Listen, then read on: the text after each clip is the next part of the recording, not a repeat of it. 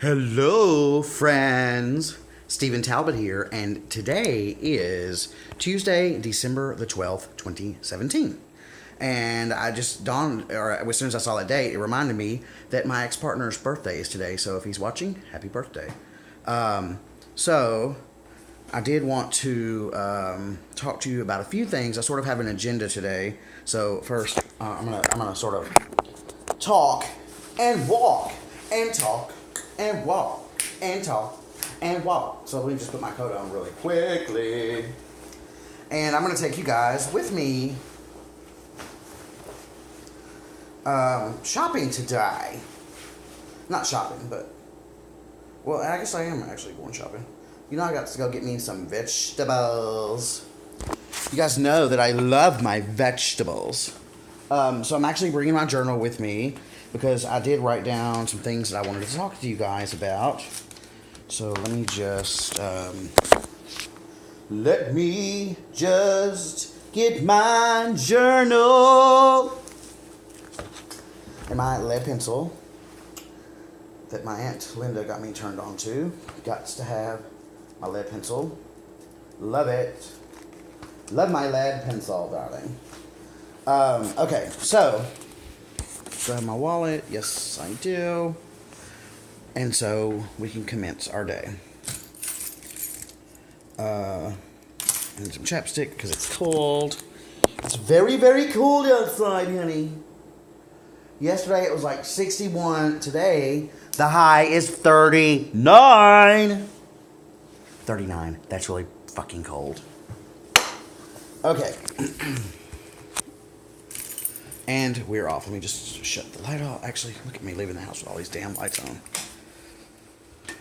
on. So I've had a wonderful, wonderful morning. It is about 10:30, and I've already gotten a lot. Oh, sorry. You know I cannot even leave my house without opening the blinds, and you gotta let the sun shine in. Let the sun shine in. All right. Oh, it's sunny, even though it's freezing. That's good. So what I wanted to talk to you guys about today is a couple of things. First, I wanted to talk about, and you guys have heard me talk about it before. So I made I recommitted last night to my morning ritual, and I told you, or I've expressed to you my thoughts on morning rituals and why I think they're so important in previous videos. All right, I think I'm ready to go. So I have discussed with you how important I think morning rituals are, and I've also talked to you before about the fact, God, it's freezing out here, about the fact that I sort of learned something about myself by not having a car. Jeez Louise. Which is the fact that I didn't realize that I was so attached to my car. And I also realized that not having it put me in a state of depression. And that's all better now. I'm back in my morning routine. But what's interesting is during this time that I didn't have my car, I sort of fell away from, the morning routine, the meditation, my foot played a part in all of that too. I sort of got away from exercising a little bit. And I got away from writing my journal. So anyways, I'm getting back into all of that.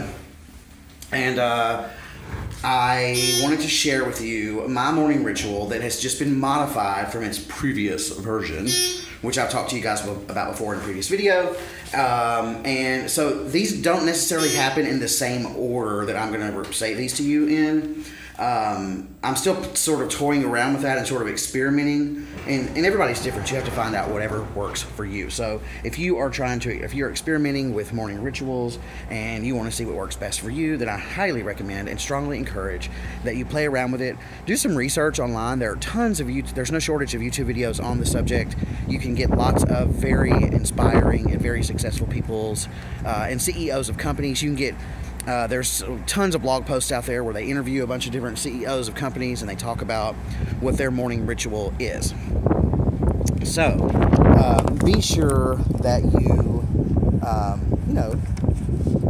check around and sort of toy around and play around with the various morning rituals to see which sort of things work for you, and I encourage you to create your own. So this is just mine, and again, this is an evolving sort of list. I have this saved in my Google Keep. If you don't use that, then that's another app that I use that I highly recommend. So here is my list of my morning routine or my morning ritual. So in the summertime, you may remember that I discussed waking up at 4:30 a.m. In the wintertime, it's just too freaking cold. The sun is not out yet. And so I sort of adjusted that for the wintertime. And so in the wintertime, I wake up at 6 o'clock in the morning. Drink water. That's the first thing I like to go to, is to drink a big, huge glass of water right when I wake up. Eat breakfast or juice. Most of the time I eat 2 scrambled eggs. And then, not always, it depends if I'm doing the juice cleanse or not. Exercise. Today, for example, Lord, it's freezing, guys. Today, for example, it was so cold, I did not want to go running or jogging. Plus, I want to get my foot time to heal. So today I found a really cool YouTube channel called The Body Project, and they have a ton of different cardio exercises and warm-ups and all these different things. So I did a 30-minute cardio right in my own living room, which was really, really great. It really worked up a sweat. It also made me realize that I have not really got myself drenched in sweat in a long time. So that felt really great. God, towards the end I was dying. I was like, thank God this is over. But, the endorphins are going, and I just really felt great. So that was cool. Next, and I'd heard this before, but I'd never really implemented this into my personal morning ritual, and that is every day, the 3 MITs, 3 MITs, or the 3 most important things of the day. So we all get distracted. We get phone calls. We get people walking into our offices. We get people knocking on our doors. We get people asking us questions. We get text messages, Facebook notifications, Twitter notifications, and that's all in addition to the things that we want to get done during the day. So, and we all have task lists, and we all have endless lists of things that we want to get done. So the idea behind the 3 MITs is, no matter what, you really want to get these 3 specific things done today. So in general, everybody's different, but in general, you want to find the 3. If you have a really long task list, if you're in the habit of doing a task list every day, then what you might want to do is look at that task list and just put a 1, a 2, and a 3 beside the 3 most important things, or the 3 things that are going to provide the most bang for your buck, give you the most value, bring you the most revenue, bring you the most happiness, whatever it is, whatever it is that you are striving for or striving to achieve. I would sort of prioritize the list, and you don't have to prioritize the entire list, or you can, I guess, but just the 3 most important things. And that's to say, if I get a phone call that I have to rush, jump on an airplane last minute and go to a funeral or something crazy, these are the 3 things that I really, really, really want to get done today. If I don't get anything else done at all. So, I really like that idea. I started it.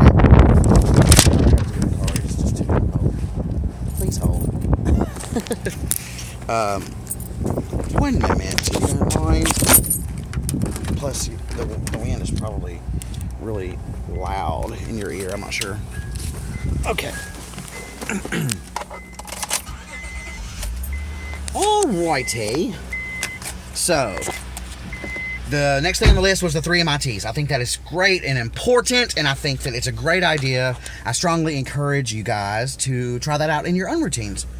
Even if you're not down with like task lists or journals, or if you're not, if you just want to stay simple, if you are retired and you don't really have a job, or you're looking for a job, or you're trying to figure out what the hell you're doing with your life like I am, whatever the case may be, even if you're like stay-at-home moms, like, it doesn't matter. I think that the 3 MITs is just a great thing for everybody to implement. It's like, even if you stay home all day and don't do shit, it's like, okay, what are the 3 most important things? Is it laundry?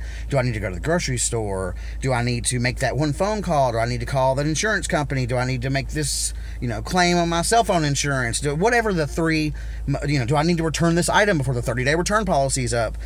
Just whatever the 3 burning things are that you need to get complete that day, that is the 3 MITs. Next is shower.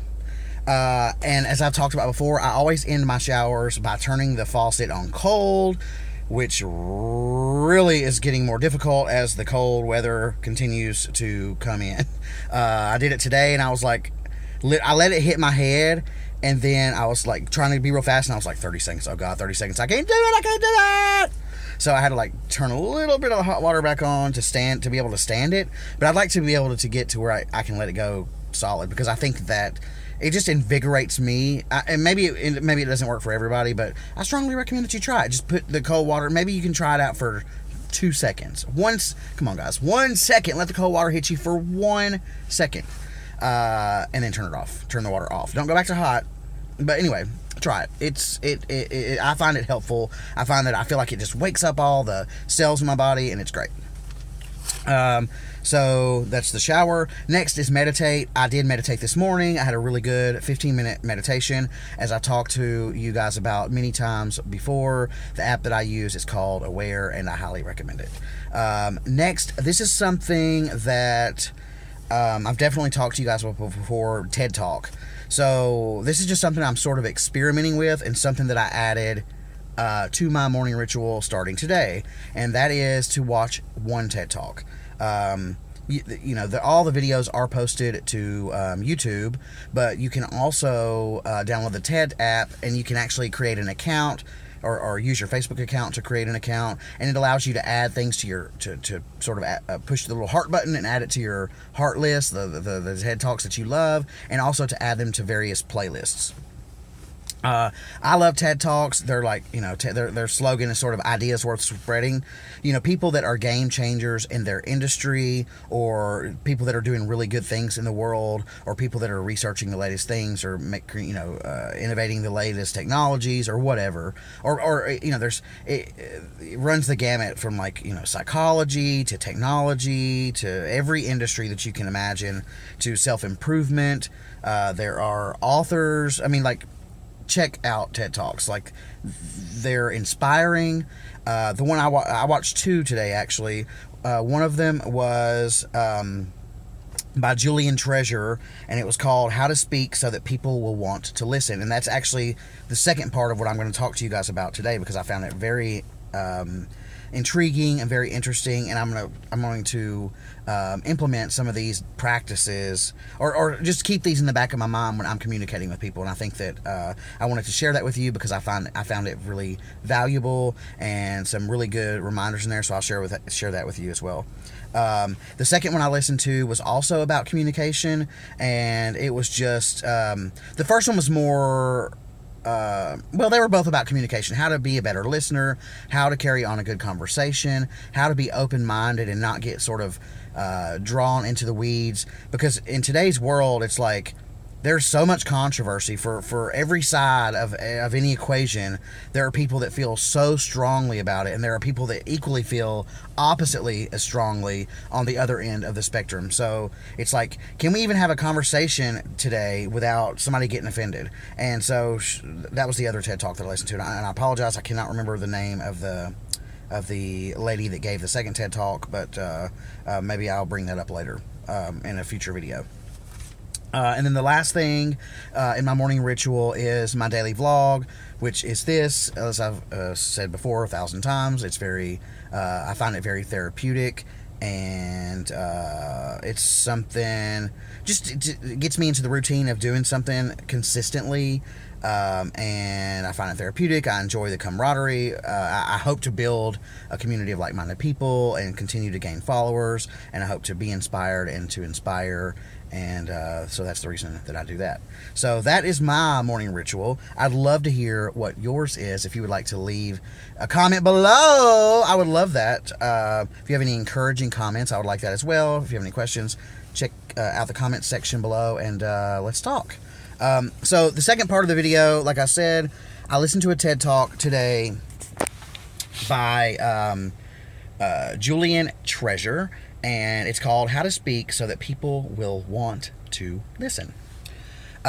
So he gave 7 really bad speaking habits, and these are things that all resonated with me, and there's some reminders, and I just thought this would be a really cool thing to share with you. And so I'm just going to quickly go through these 7.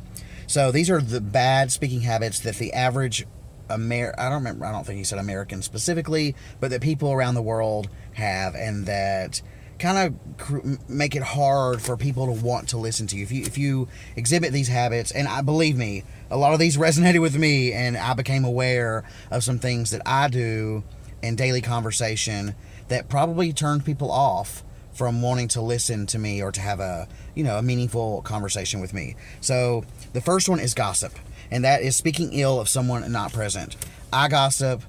I have friends who gossip. This one's a tough one, and especially if you hang around other people who gossip, it's very easy to sort of get swept up in a gossip mode and talking about everybody. Throughout my life, I've had this behavior where I've said, well, I'm not going to say anything that I wouldn't say to somebody's face, but defending someone in their absence, I think, is the higher road. And I think that gossiping about people behind their back is not productive at all. It accomplishes nothing. And so I think that Mr. Julian Treasure, who gave this TED Talk, made a good point, and that's definitely worthy to be on this list. So the second one is judging. It's very hard to listen to someone if you're being judged, and I have experienced this firsthand. On the being judged side, I have definitely had friends where I feel like I'm constantly being judged, and it definitely doesn't make for a conversation that I want to be a part of, whether that's via Facebook or text message or whatever. It doesn't matter in the context of your conversation, or what medium that takes is irrelevant.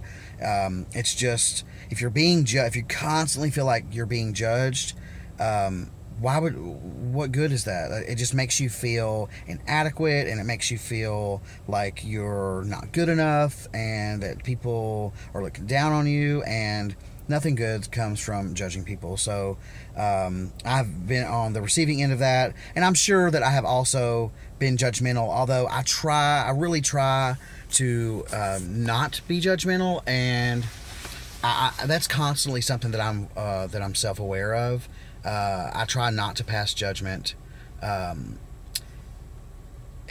Yeah, so, and I'm sure that I do, and now that I saw this in his list, and Mr. Julian Treasure's list, it's something that I will continue to be conscious of. So number 2 is being judgmental.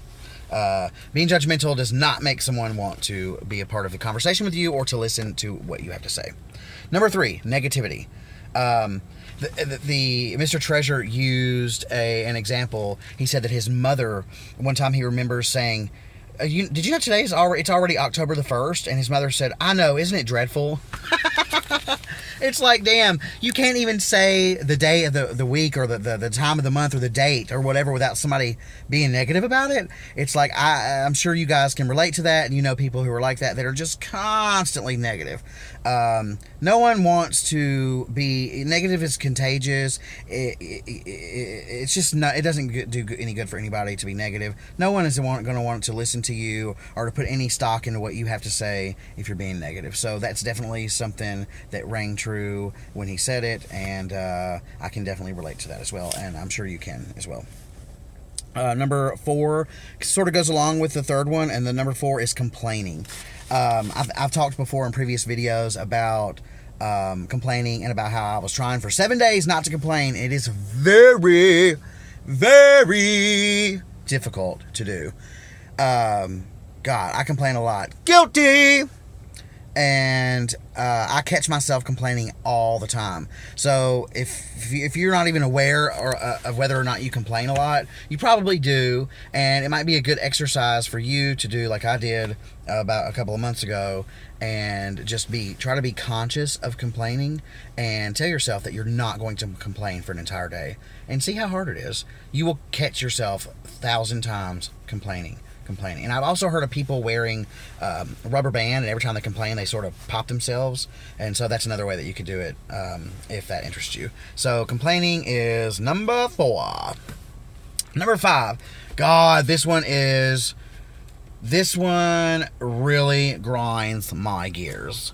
I do not like to have a conversation with someone, nor do I like to listen to someone who is constantly making excuses. They have an excuse for everything. They're just constantly excusing. They don't take responsibility for anything, for none of their actions. They don't take ownership of their actions, and they constantly blame. They like play the blame game. Everything is blamed on somebody else. Everything. It drives me crazy. And I used to be bad about this, but I'd like to think that I have improved tenfold.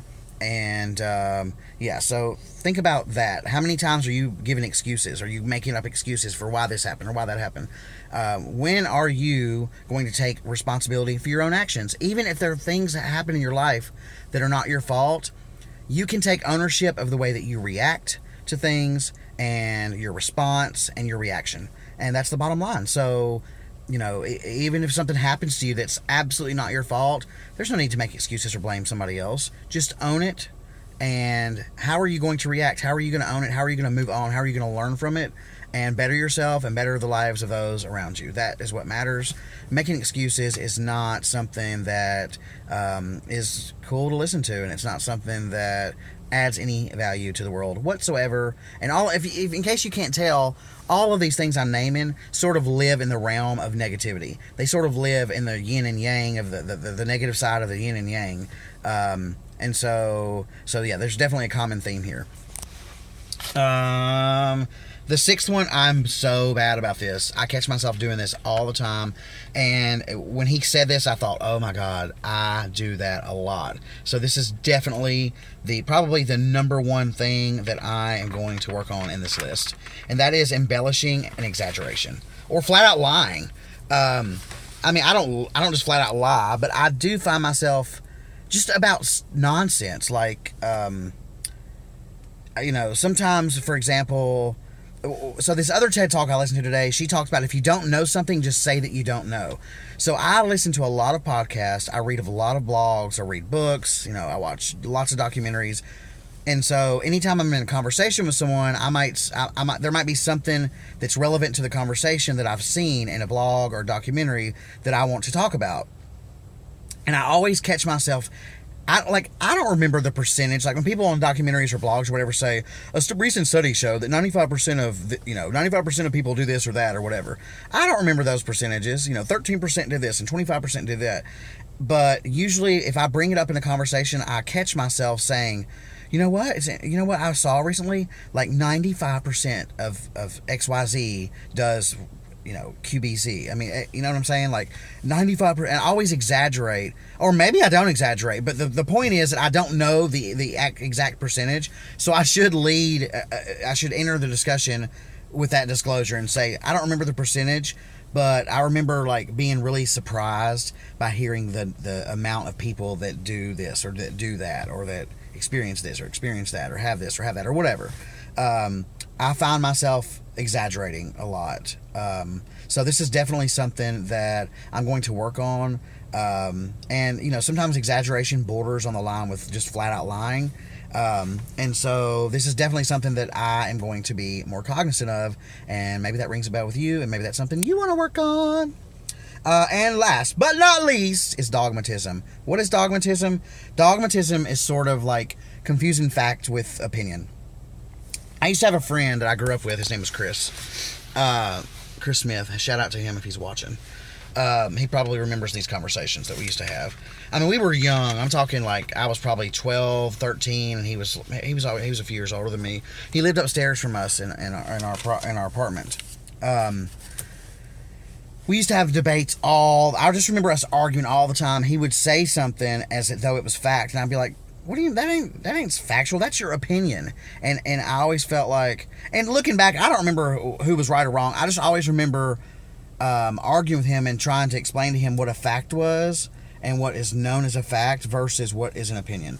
And he used to spout off his opinions. In my opinion, this is what, to my recollection, this is the way that I remember it. He used to spout off his opinion of something as though it were fact, and as though it were hard evidence, and as though it was supported by evidence, and as though it was scientifically based.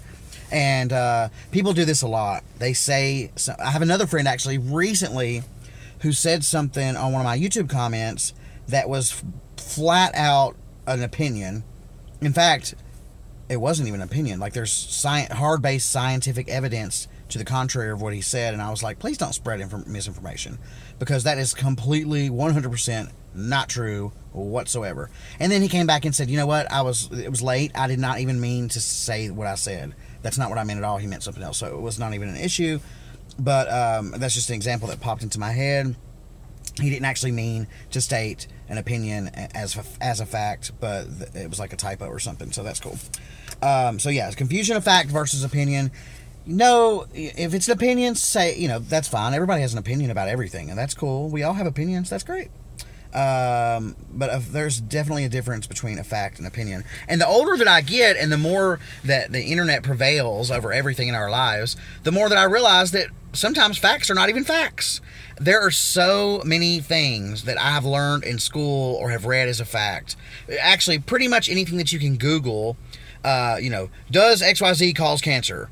There's going to be a whole side that says, yes, it does, here's the facts. And there's a whole other side that says, no, it doesn't, here's the facts. Maybe an industry that has some chemical out there is going to say, no, it doesn't, because they're incentivized financially by selling this product that contains this chemical. So they're going to have all this factual research, scientific research, some company that they pay to do some research or whatever that's going to say, no, this doesn't cause cancer. No, this is not an issue, because they want to continue selling their products. And then on the other side, it's just very hard to sort of wade through the fake news and the bullshit and figure out what's real and what's not. You know what I'm saying? The older I get, the more I realize that I just sort of have to experience things myself and experiment with things myself, because I don't trust them. Because there's so much people just spread propaganda, fake news out there, and that is altogether another vlog. So that's really all. Oh, I'm not done yet. God, this is a long video, and I'm not even going to apologize. I ain't apologizing for my long video. I have a lot to say today. So the other thing is that he says is, so those are all the bad speaking habits that he talked about. And if you want people to listen to you, those are things that you want to avoid. Well, so he broke down the things that you actually want to do, and the things that you want to put into practice, and the things you want to keep in mind as you speak to people if you want them to listen. He broke it down into 4 things. And the acronym that he came up with is HAIL. HAIL. The first one, HAIL. The first letter H is for honesty. Be clear and straight. Simple. Simple. The second one, A, authenticity. Be yourself. Stay true to yourself. Be yourself. Stand in your truth. The third one, I, integrity. Be your word. Be your word. Walk the talk. Hanai. The last and final one, or the fourth and final one, is love. Not love like relationship love, but more like wish them well. I think it's impossible, for example, to have someone in mind and to want to wish someone well and want to have their well-being at heart. It's very hard to judge someone and wish somebody well at the same time. I don't even think those two things can even coexist, can they? Can you wish somebody well but be judgmental of them? I don't think you can. So if you can't tell the theme here, just like the yin and yang, the ups and downs, the positive and negative, the balance to everything. There's a balance to everything. But I just thought that was interesting. If you want to watch it again, his name is Julian Treasure, and the name of the TED Talk is How to Speak So That People Will Want to Listen. So it's been 28 minutes, and with that, that's all I got. That's all I got. So I hope you guys, your week is off to a great start. If you're not subscribed to my channel already, please take a second to subscribe. Please.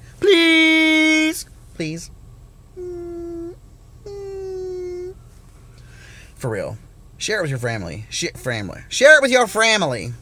Your friends and your family and your mama, your daddy, your greasy granny. If you like this video in particular, please give me a thumbs up. And if you have any questions, comments, suggestions, concerns, you want to discuss something, or if you think I'm cute, let me know in the comments below. And as always, until next time, enjoy yourself.